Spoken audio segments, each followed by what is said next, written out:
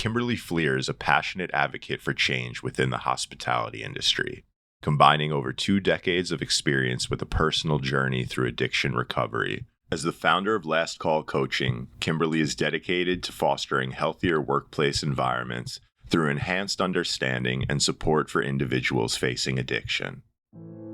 I wanna try and take in all the highs, embrace them for more than a moment's time. I want you, please don't move when I push you away. I know I contradict myself some days, but will you ride the lows with me? Welcome to Mental Health News Radio. I am your host, Kristin Sunanta Walker. Our goal is to help discussions about mental health be a regular part of your daily life, no different than discussions about physical health. Mental illness can be a topic of discussion under the umbrella of mental health, along with so many other topics. This show is the original program on mentalhealthnewsradionetwork.com. Our network of shows are played in over 180 countries and cover more topics under that umbrella than you can possibly imagine. We were talking about mental health long before it became cool and popular to talk about, and thank goodness it has become so popular. We have incredible guests, advocates, patients, experts, people.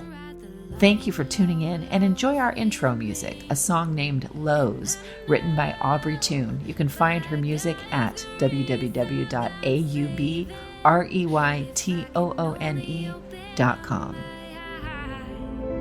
That night when I started praying, I cried, will you ride the lows with me? Will you ride the lows with me? When I'm down, my vision gets blurry. Kimberly, thank you so much for coming on the show. Yes, thank you, Kristin. Thank you for having me. Absolutely. Now I want to ask you again. I think we might have talked about it, but I always like listeners to kind of know too, how did you hear about what we're doing here with the network and everything? Yeah, so I'm constantly trying to be in the know and researching who is having a voice in the recovery community, in the mental health community. And so I discovered you on Instagram and I reached out and sent you an email, and it was just an instant connection that felt right, and really grateful that we were able to align. Yeah, me too. Yeah, it definitely felt right. Like the minute that we started Yeah. talking, virtually and everything, I was like, oh, this is a cool person. This is a cool human, but I love hanging out with other advocates. Yes, me Like too. those are my Me people. too. Yeah, I thrive on those kinds of conversations, on the deep conversations that, we can hear and learn things from different perspectives in different walks of life. Because a lot of us, I think, in the recovery space do have a story to share that is quite colorful and flavorful, so to speak. Absolutely. Yeah. Colorful and flavorful. Yeah. We're usually people that, we've lived about 50 lives already and we're halfway, through the whole Yeah, thing. absolutely. It's funny. I feel that way when people, I'm 42 years old, and I know people who think, oh, I'm already 40, and they're already on the path of believing that they're, getting old. And I think, oh my goodness, I'm only 42. I Like know. I'm just so happy that I have such a long life to still live and to experience. Even having experienced so much already, I feel grateful to still be young and able to be here and have these kinds of conversations. Yeah. It's kind of amazing. I love, what I see happen with recovery and the recovery community. It all, it's not for everybody. This isn't a blanket statement, but I see it just in great numbers. So I know that, the scale tends to slide in that direction of we're the people that, oh, they're troubled. Oh, they're the wild child or the black sheep or the whatever, the problem person. But then as you age and you get your stuff together, mostly due to the nature of how you've lived your life with this balls to the wall, going through addiction, recovery, all this stuff. Like, you've experienced so much life, so that when you get older, it tends to be all those people that were like, oh, you're the wild child.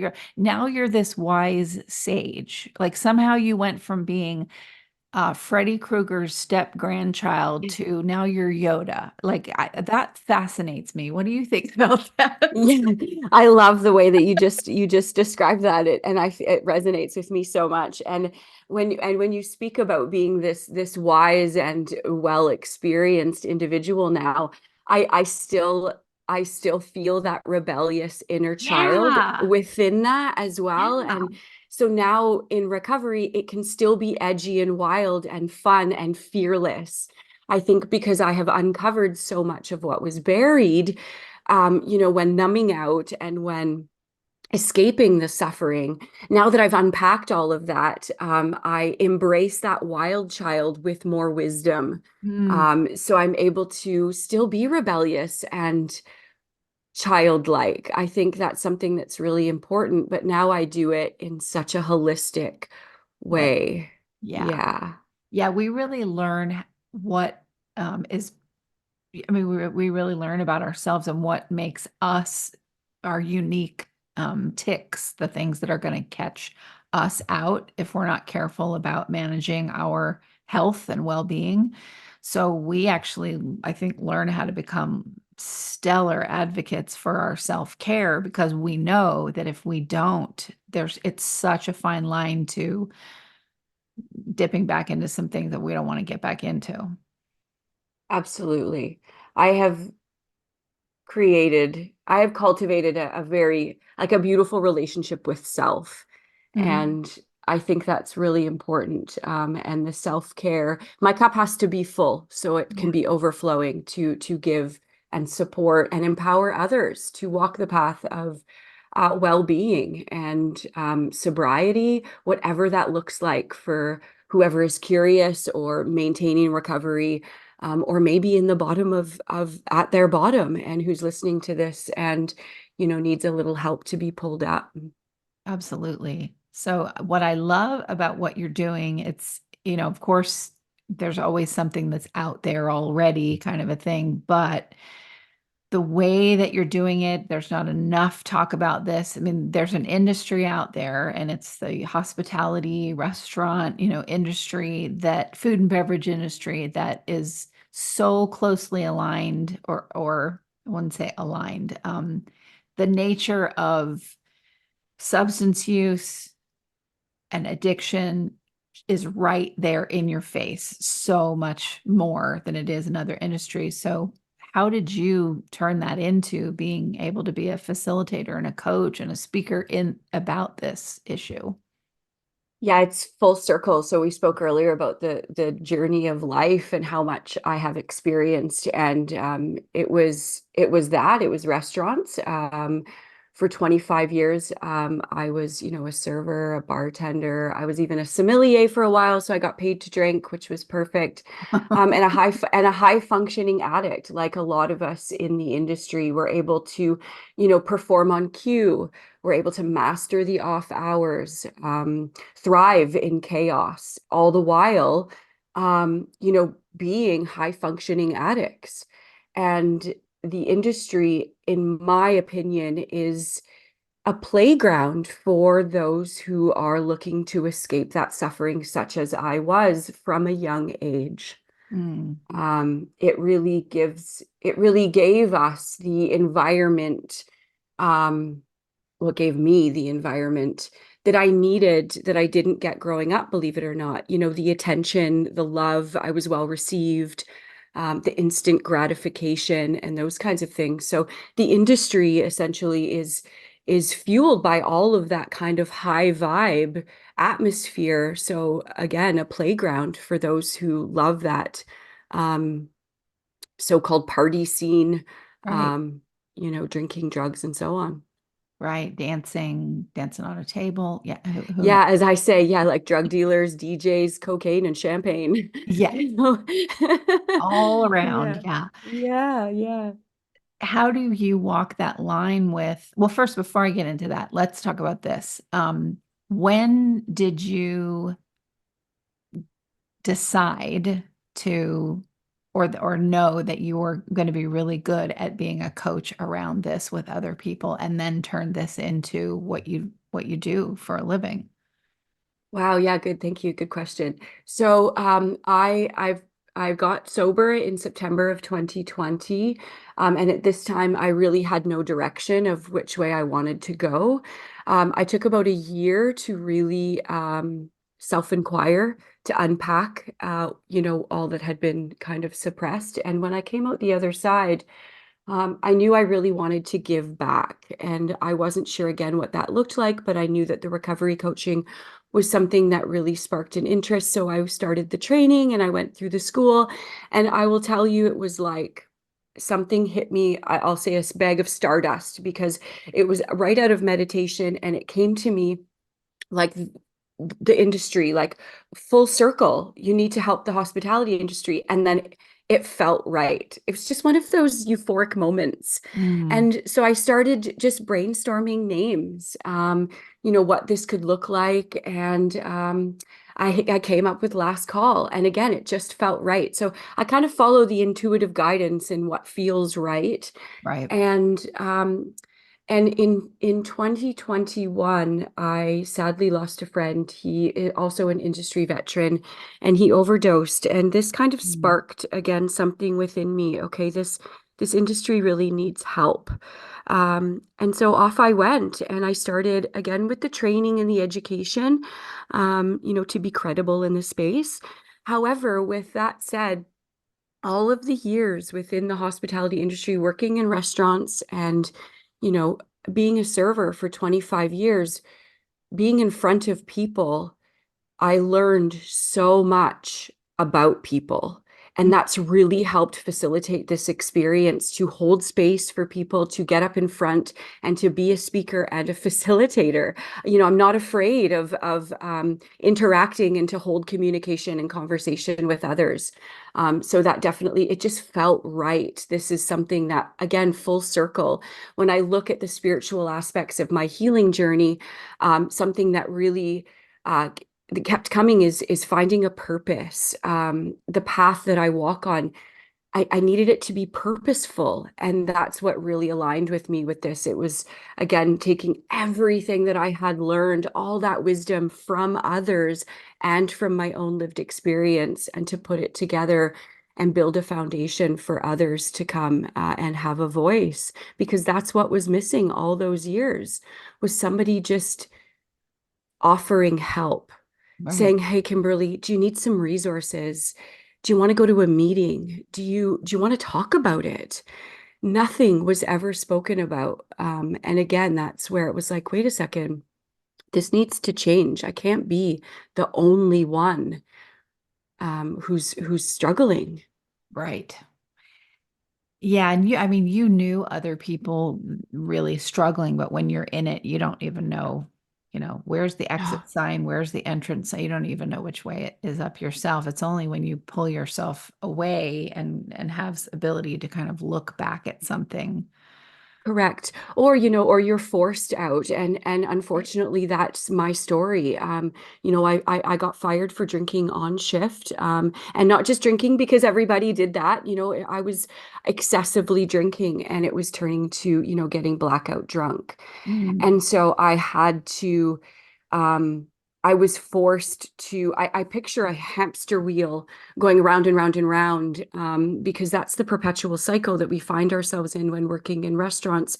You work that high vibe service and you leave at the end, and you need somewhere to release that energy, to come down from service. And so you're in that cycle of using after work. And so I needed that to stop, and it was the universe's way of stopping it. And sadly, it was kind of like a 2x4. right. And, I had to take a break from the industry. And so I would love to save others from not having to do that, because I know people who love the industry so much, but don't love the lifestyle and the culture. Yeah, exactly. And I always find it fascinating, a lot of people I've talked to about different there's different recovery programs out there that are focused on mental health and addiction, or one or the other. And some of them are, like a 30-day type of a program, outpatient even, but you do have to really stop your life as you know it in order to focus on something like that. And people will go, oh, no way, no way can I drop out of my life for that. No way, I can't do that. Yeah. And I always think, yeah, you can. Like, you Yeah. totally can. I think the biggest gift I learned in that is we have to create the space. If it's filled too much with the addictions and with the mental health, the clutter, all of that, it's really hard to create a fresh space and to Right. invite in new opportunities and new possibilities. And you touched on different pathways to recovery, and I love that. And that's definitely, I'm an advocate for being very resourceful in that aspect, that there are many pathways Yes. to recovery.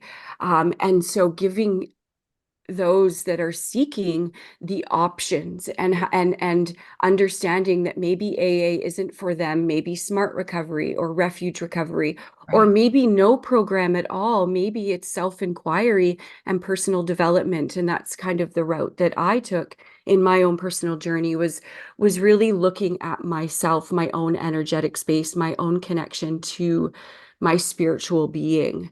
And again, whatever that looks like for those who are seeking. Absolutely. Absolutely. And is it hard to sort of drop out of everything that you've done and try this new thing? Yes, but when you still have a choice that you're actively making this positive choice to go and do that, it's a lot easier than when you totally fry and have something happen, like you get Yeah. fired or something, worse, anything, and then you're forced to go and do that. That's harder. Yeah. It's still doable, totally, and it's a lifesaver more Yeah. often than not, but it's I know a lot of people, myself included, who have done the forced way. And then as we get older and hopefully a little wiser, like maybe Yoda is starting to kick in. I'm not sure yet, still on that with me. But anyway, where you go, oh, okay, you know what? This time I'm seeing the road I'm going on and it doesn't look pretty. And I've been here before. So I think I'm just going to stop now and go get some help instead of getting it to the point where everything's unraveled again. But that happens, I think, as you get older and you've been through the rounds with this before. Absolutely. And as you were speaking, and I was reflecting on the employees in the hospitality, the individuals who are like myself, who are struggling, I really want to shine a light on their transferable skills. There's so many options out there for those working in restaurants, in hotels and bars, to do other things if they so choose. And it will always be there to return. And I'll be honest, I still have my foot in the door in restaurants. I am a sober server and I love it. Mm. Um, but I had to take that break, and I found a job that still aligned with hospitality, but it wasn't frontline. So yeah, just really educating people that there are ways to take that leap of faith without having a dark pit to jump into. Having options and having and knowing your skills and strengths are can be utilized in other areas. How has it been for you walking into this community, recovery community, and being of service in that community? I know that that can be very natural, um, for a lot of people to go into recovery and then they become a part of that, helping others. And that's always so amazing to me. How's it been for you in terms of even just the industry itself, turning around and going, oh, okay, what's she doing now? It's been so rewarding. It's been a wild journey. I feel like I have found, we'll call it dharma. It's a very natural process for me to help, whether I'm facilitating a class, whether I'm doing a workshop, whether I'm coaching someone one-on-one, it feels very natural. And I'm going to go back to all of the years working in restaurants. I learned so much from people, from listening to them, from holding space, for being present. I'm a highly self-aware person. And so with that, I can be very present with people, and I can read and listen. It's almost like I can hear what they're not saying, or, and reflect things back in a way that they may not have seen things. And I really give all that credit to all of the people I have met on my journey, the tens and thousands of people that I met in the industry. And then, of course, my education and training was really vital to this experience as well. But my personality and my character are definitely my strengths in this.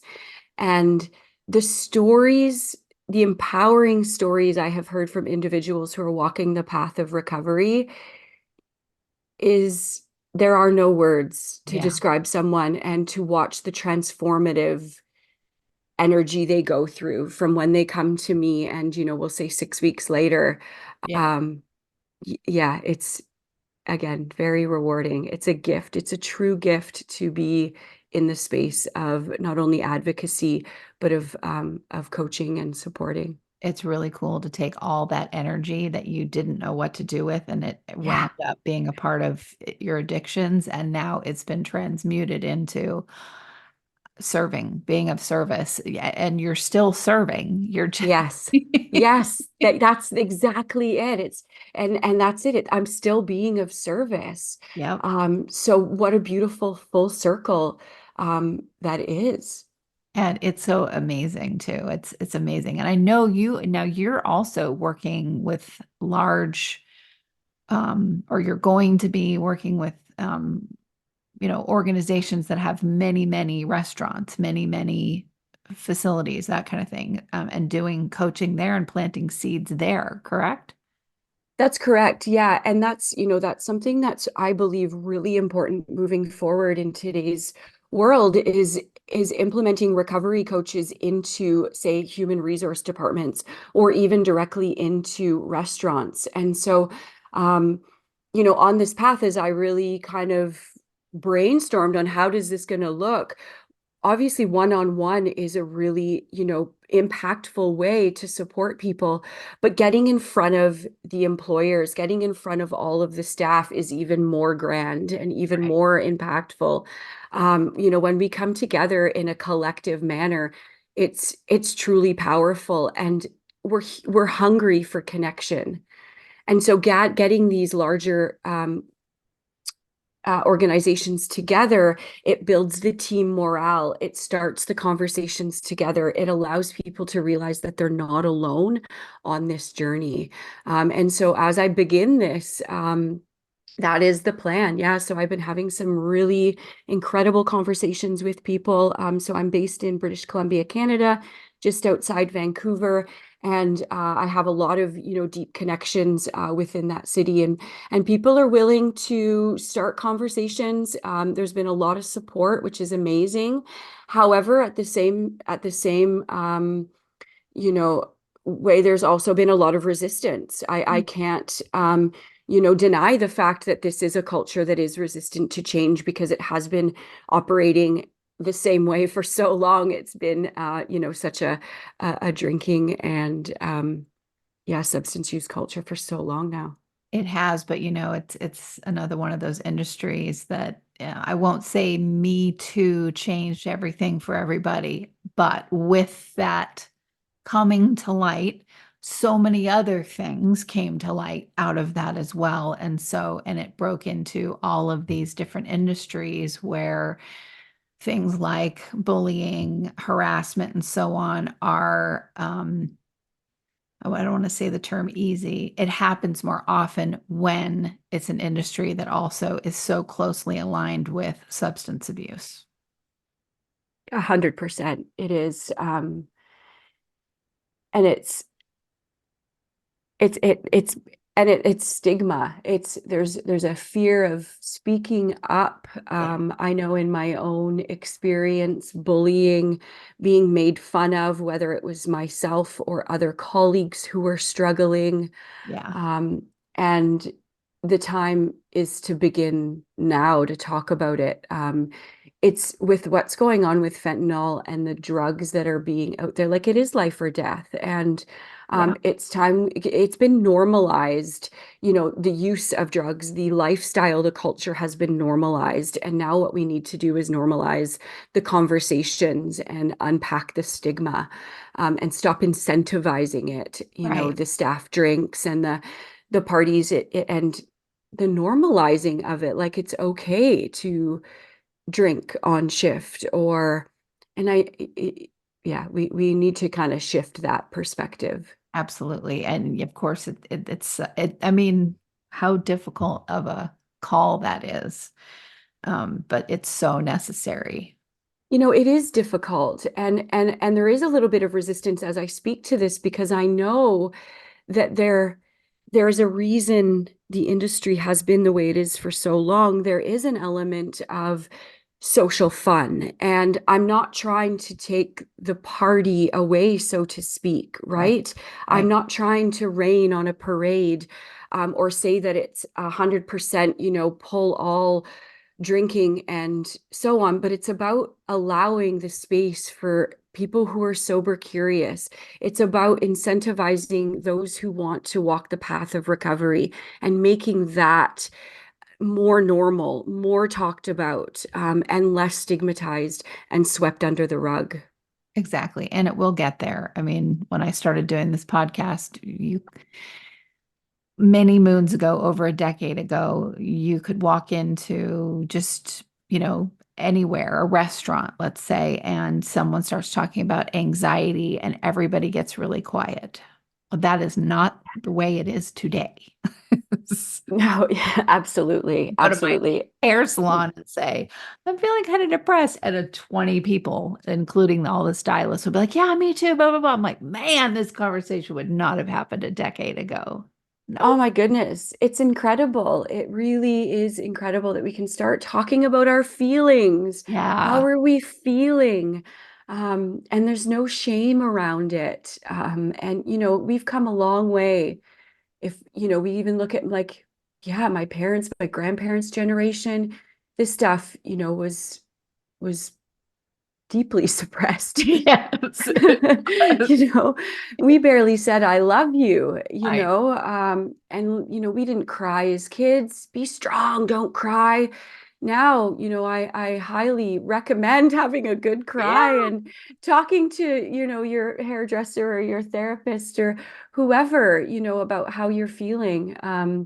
Because it's going to lighten it, and it's incredible what we can do to shift everybody's energy to a higher vibration the more that we have these conversations. Absolutely. There's another thing, just when you said about the crying, it's so true. Like we cry a lot as a little kid, and then we learn, oh, okay, that's not okay. We're being a baby, we're whatever. Okay, so we're supposed to now repress that. Okay, so there's the beginning journey of repressing our needs, right? Then we spend a huge chunk of our time crying only because we've hit a wall.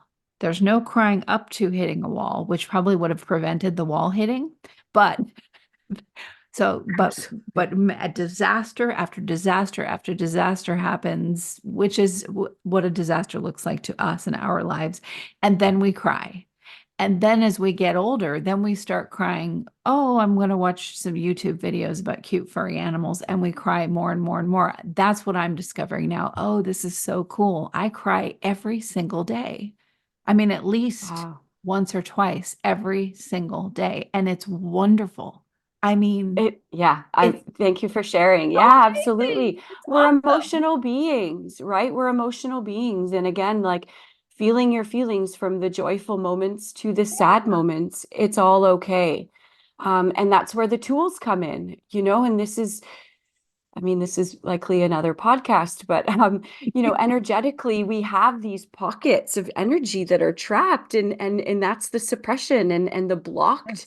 energy. And so releasing these energy, even if it's in a really high joyful moment, we're still releasing that energy. If it's in a lower vibrational moment of sadness or despair, just sitting with that is so healthy, instead of why do I feel this way, or I shouldn't Or feel this way. let me take something to make it go away. And there's, yeah, Yeah. and there's that as well. Right. I suppose I've moved past that as not even an option anymore, but you're right. Right. And that's true. This is where we need to, that's where the greatest expansion happens. And that's when, in the first couple of years of my sobriety, was really focused on the feeling part, and the being okay with it, being okay in my body, feeling safe in my body.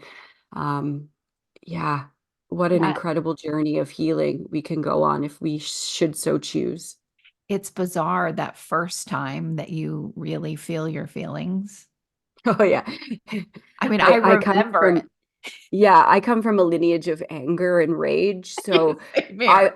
I will say that, I can sit here and say, oh yeah, I cry with my teddy bear. No, I've actually had some really raging moments, Yeah. sometimes to the point where not scary, but up there, because I knew I had to let it out, Yeah. whether it's a healthy scream, whether it is a pillow, taking it out on a pillow there. And again, this is energy. We're energetic beings, and so if I allowed that to stay within me, then that's where a reoccurrence would happen, whether with drugs or alcohol.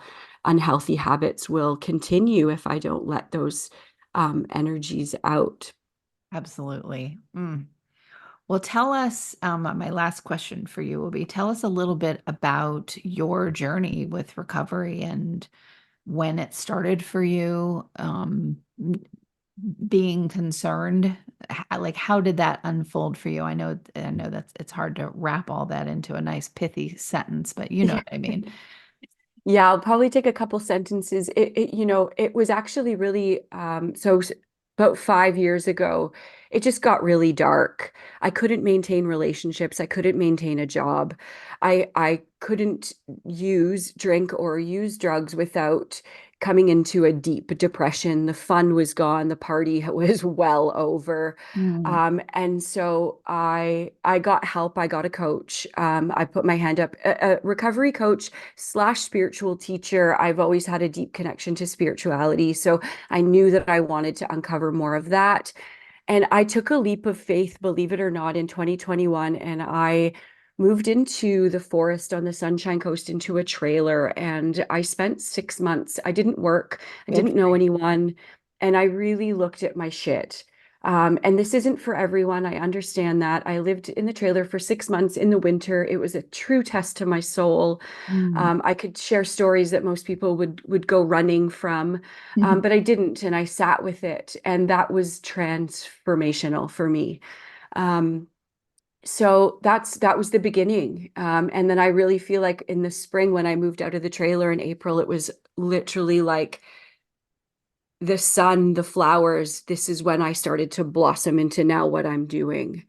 Um, so that was kind of, yeah, there's so much to share within that journey. But that's really, I took a leap of faith and I really closed the door on the world. It was right in the middle of COVID. It was in 2021. It was very triggering for me to be in society and to be interacting with people. And I knew that if I wanted to do this and stay on the path of sobriety, I had to kind of go into darkness. And so that's what I did. And I'm shining brightly now on the other side, and I wouldn't have Right. changed it for all the mice and the frozen pipes and Mhm. the trees blowing over and all of those things. I wouldn't have changed it for anything. So I hope that answers your question in only, Does that a few minutes. Yeah. Yeah, that it does, and it's so amazing. I love it that we've met because you do things like I do. I could say the same thing. I literally went into a trailer, and Amazing. there were other things going on, but there was a lot of there was a lot of closure on relationships that had been left open that were really unhealthy. And even some that I just did my last ditch effort on this relationship to resuscitate it into what I thought it should be. And in that trailer, I really, and during that time that was stressful for everybody, I was like, you know what? Yeah, why don't I just let it be what it's going to be? And if that means Yeah. that it's not around anymore, that's fine too. It's probably healthier for both of us. I did that with a few people, and quite a number of those people are not in my life anymore. Good for them and for me. And new people have come in, but but I take it very slow because I was definitely a all are welcome. All are welcome. Come on in. Everybody share. Diddly-diddly. Oh man, that is so the last thing that someone like me should ever do to themselves, because I had no idea how sensitive I actually am. So yeah, I know the whole go in the trailer in the woods and you're in a foreign land for a while, but you are trying to Yeah. figure out your own foreign land that is going on inside yourself, you know? Totally. I had to build a relationship with myself because I Yeah. was just like you. I didn't know what a boundary was. I let everybody in. You know, my professional life and my personal life, the lines were very blurred, incredibly blurred, Same right? here. It was one and the same, whether I went to the pub to have fun or I went to the pub to work, or whether I went to the restaurant to Yeah. work or have fun. And so I really needed to learn boundaries and build that relationship with self. And you are, correct. Relationships fell away. I wasn't, again, I'm going to say the word energy because I wasn't energetically aligned anymore Right. with a lot of the people I shared my time with. And now I see relationships as a sacred connection, as a Yeah. bond, because I thrive on deep conversation. I want to learn and to grow, and I don't do surface level anymore. And so having those boundaries in place, that if you don't align with that, then that doesn't mean there's anything wrong with the other person. It just No. means that we don't vibe, we don't jive, and our paths are not parallel, or we're not on the same path. Yeah, and I find it different now how I look at people. The more I've forgiven myself, the more I'm able to look at someone really struggling and not judge so harshly. And the point of this is when we are so judgy ourselves, most of the time that is because we're really not looking at something about our own selves that Oh, we're 100%. trying to Yeah. avoid. And so I notice it, sometimes it's like the absence of things that you notice. So the absence of judgment from me.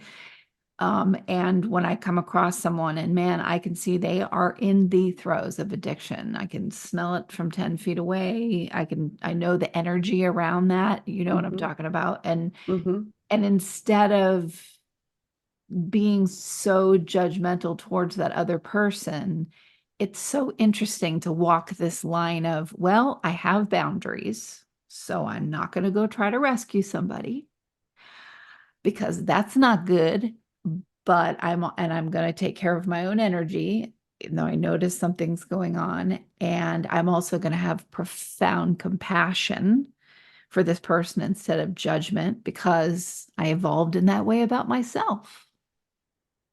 Absolutely. Absolutely. That's just like, that's the work right there. Yeah. That's checking in with self. That's living intentionally.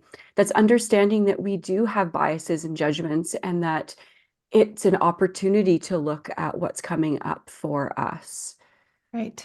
Right. And a lot of times people, I know I can say this with you, some other people would say that's ridiculous, but a lot of times, some of the most horrific seeming people that came into our lives, that are just seem pathological, my God, did they spur on the most growth in you? Absolutely. Yeah. And I can sometimes I that can think person of a is few. you. Absolutely. And that person is also um the person who judges the most. I'm very hard on myself. I think that's something when you begin, the journey of self-discovery, and with a high level of awareness, nothing goes past you. I know when I'm not making a choice for my highest good or not. There's no sleeping at the wheel anymore, and there's no going back. Oh, yeah. Isn't that the truth? No sleeping at the wheel anymore. Oh boy. No. Yeah. I still have my days where I sort of take to the bed kind of a thing, like, oh, I really got to process this because I know I can't hide from it anymore. So I don't like push it away with food or alcohol or whatever. But I also still have enough of a chip on my shoulder to go, okay, I know it's there.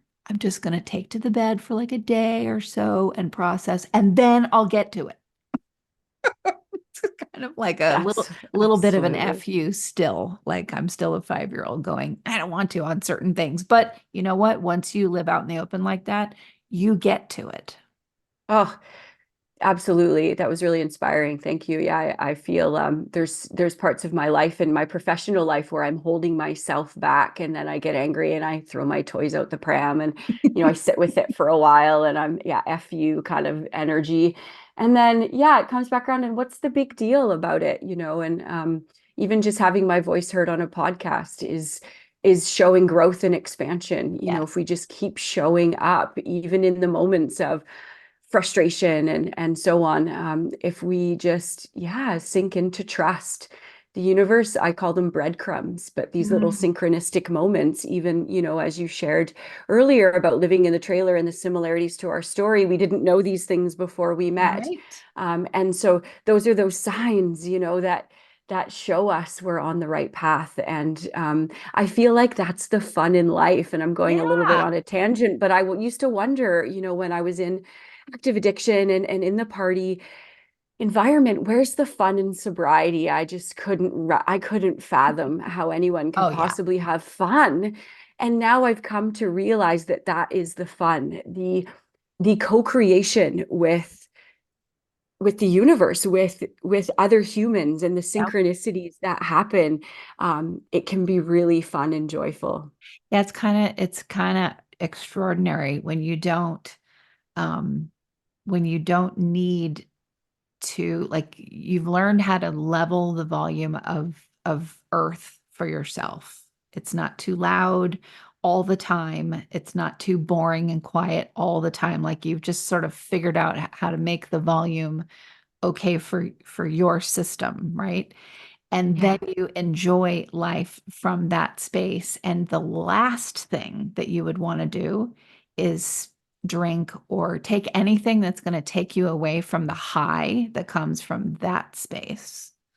But you don't absolutely. know that. You don't know that until you get to that space. That's why, like, I can't blame somebody for not going there, because you can't until you get there. You can't until you have that space open up. And that is why people like you are important, because you go in and you help somebody open up even a smidge to let some light in, and then see, look, you are capable. You're capable of having this other way. And you just have to keep digging around until it takes root. And you know how hard that journey is. So do I. It's horrifying, but it's worth Yeah. it. I love the volume analogy that you just used. And that's it, like helping people figure out to tune their own. And now I'm thinking of it as a frequency, like a radio, tuning your frequency to Mhm. the one that you want to live, and helping others figure out what their frequency is, and to tune their radio or their volume levels at that. Because that was one of the things that I first began on my recovery journey, was understanding frequency, understanding that our thoughts, our emotions, the language in which we speak to ourselves is all a frequency and energy. And so once we kind of feel into that, then we can play with it and we can find what works for us. Absolutely. Absolutely. And for some of us, acknowledging that what the world tells you success looks like, what the world tells you you should be doing, those are sometimes things that you absolutely should not be doing. Wait, and this is going back to the beginning of our conversation. There's the rebellion. If you tell Yeah. me to do something, like I'm just going to do the opposite and see what happens. Sorry. see that with my dog. Like I always had very obedient border collie type dogs. And then as I go through this whole journey with COVID and all this, like just really claiming, okay, wait a minute, let's go to the bare bones of me and figure out what the hell is going on here. I end up with this Australian Shepherd Blue Heeler.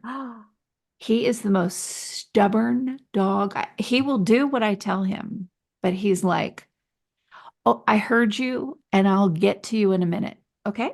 That's his whole thing. And I'm like, oh, yeah. Well, he's more reflective of me internally. What a beautiful breed of dog. What is his name? Jack. Jack. Wonderful. I love blue heelers. Oh, they're so crazy, but they're so awesome. They're so crazy and awesome. Yeah, that's why I love them. I think they resonate with my own. Yeah, they got that Australian, like, you're not going to tell me what to do. I can drive a bull through Aboriginal country for hundreds of miles. You think I know what I'm doing? You think you're going to tell me what to do? Okay, I'll listen to you because I love you, but I'm going to get what needs to be done first. And because you feed me. Yeah, exactly. I just love them. I love them. But anyway, this has been so much fun. I love this. I love what you're doing. It's amazing. And it takes so much courage. And I want everyone else to know too. So please share, where the heck can we all find you? Yeah, thank you. Thank you. You can find me on LinkedIn. So Kimberly Flear. You can find me through my website, which is lastcallcoaching.com. You can find me on Instagram, Last Call Coaching, as well as my spiritual recovery. You can just Google me and lots of things will pop up, I'm sure. I am in the process of creating a podcast. Yay. I'm not going to share too much information yet. I'm still in branding and brainstorming phase of that. But again, I really passionate about being the voice and allowing others to have a voice in the space of recovery in the hospitality industry, because I know that in my own journey, if somebody allowed me the space to speak, I would have taken it and I would have maybe had a different experience that wasn't so dark. And so I look forward to opening up the space to have more conversations like this. Absolutely. And we will, faux show. Amazing. Listeners, thank you so much for tuning in, and we will catch you on our next show. Just remember that Kimberly's last name is spelled Flear if you're looking for her on Google. Thanks for listening. But will you ride the low, low, lows with me?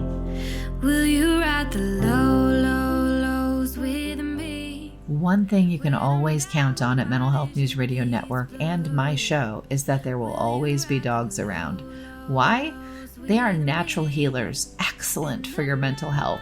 The original therapy dog Miles has something to say in just a moment. For now, please check out all of our amazing shows at mentalhealthnewsradionetwork.com and all your favorite podcast apps. Until next time, I'm Kristin Walker, and thank you for listening. And I can ride the low, low, lows with me. I can ride the low, low, lows with me. Till my vision clears up perfectly. I can ride the low, low, lows with me. Good boy.